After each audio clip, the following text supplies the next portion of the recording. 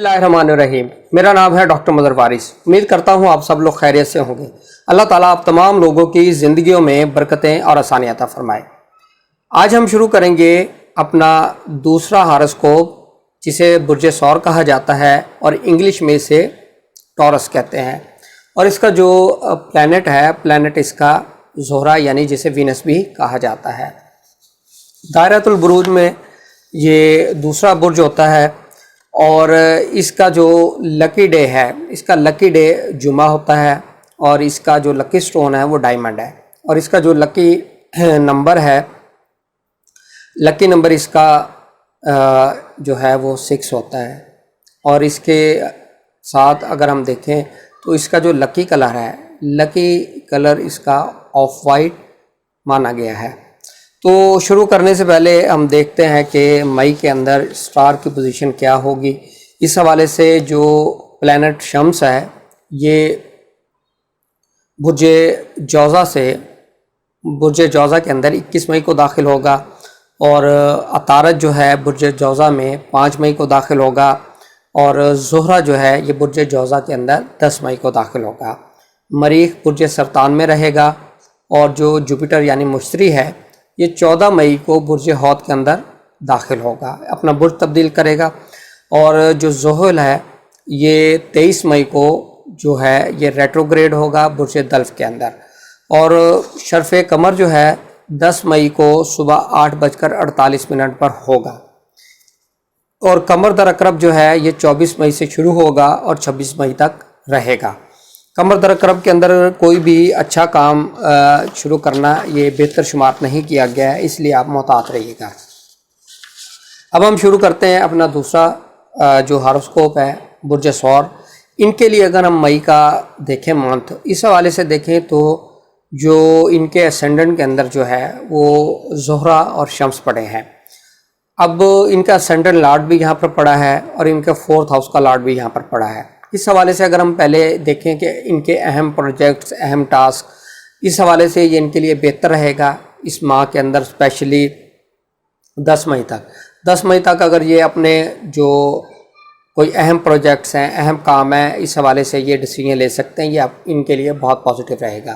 Second in میں اگر ان کی ہیلتھ کے حوالے سے دیکھیں تو ہیلتھ کے حوالے سے بھی امپرومنٹ نظر آتی ہے۔ اگر کہیں ہیلتھ کے حوالے سے ایشوز چل رہے ہیں اس میں جو ہے وہ کمی آ سکے گی، اس کے اندر ان کو بہتری محسوس ہو سکے گی۔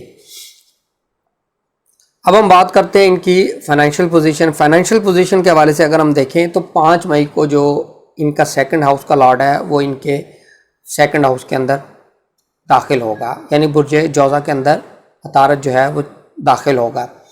اس حوالے سے فائنینشیل میٹر کے حوالے سے بہت اچھا رہے گا ان کے لیے یہ ہاروسکوپ۔ مئی کے اندر مالی معاملات کے اندر بہتری آئے گی، اگر انہوں نے کہیں سے کوئی پیسے لینے ہیں، ریکوری نہیں ہو رہی تو وہ مل سکے گی، انویسٹمنٹ کرنا چاہتے ہیں تو انویسٹمنٹ کر سکیں گے، یہ ان کے لیے بہتر رہے گا۔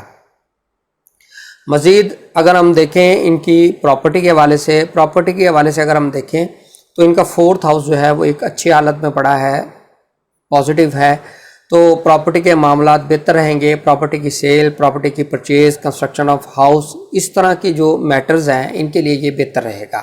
ان چیزوں کے اندر ان کو پازیٹیو رزلٹ ملیں گے، بینیفٹس ہوتے ہوئے نظر آ رہے ہیں۔ اب ہم بات کرتے ہیں ان کی ایجوکیشن کے حوالے سے دیکھیں تو ان کا 5th لارڈ جو ہے وہ 5 مئی کو ان کے 2nd ہاؤس یعنی برج جوزہ کے اندر داخل ہو رہا ہے، تو یہ ان کا اپنا ہی برج ہے پلانٹ عطارد کا۔ اس پوائنٹ آف ویو سے ان کے لیے ایجوکیشن کے معاملات بہت اچھے رہیں گے۔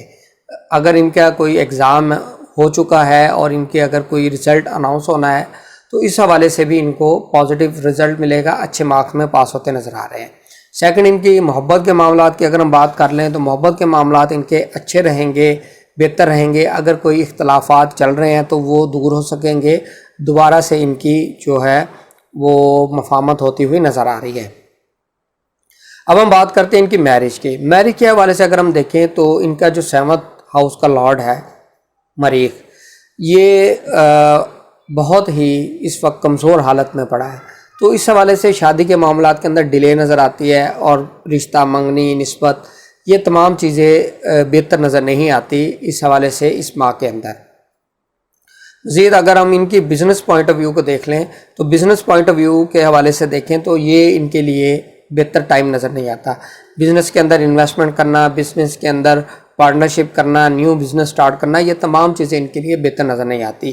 اس لیے کوشش کریں اس ماہ کے اندر ان چیزوں کو آپ مت کریں.